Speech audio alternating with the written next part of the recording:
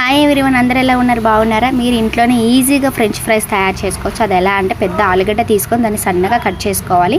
ఇది పిల్లల కోసం కాబట్టి ముందుగా వాటర్లో బాగా మంచిగా మెత్తగా ఉడకబెట్టుకోవాలి. తర్వాత ఫ్రై చేసుకోవాలి. మన పెద్దవారికి అయితే అలా ఏం అవసరం లేదు. జస్ట్ కట్ చేసుకొని దాంట్లో కార్న్ఫ్లోర్ యాడ్ చేసుకొని కొంచెం సాల్ట్ యాడ్ చేసుకొని ఫ్రై చేసుకోవచ్చు. ఇది జాయ్ కోసం కాబట్టి నేను ఏం సాల్ట్ యాడ్ చేయలేదు.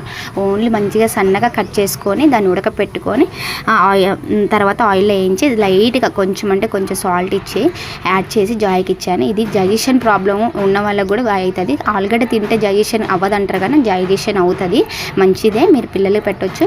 ఇలా స్వీట్ పొటాటోతో క్యారెట్తో కూడా తయారు చేయొచ్చు. కాకపోతే జాయ్ ఇష్టంగా తినడు, దీని అయితే చాలా ఇష్టంగా తింటాడు. అవన్నీ ఒక్కడికే అయిపోతాయి అన్నమాట.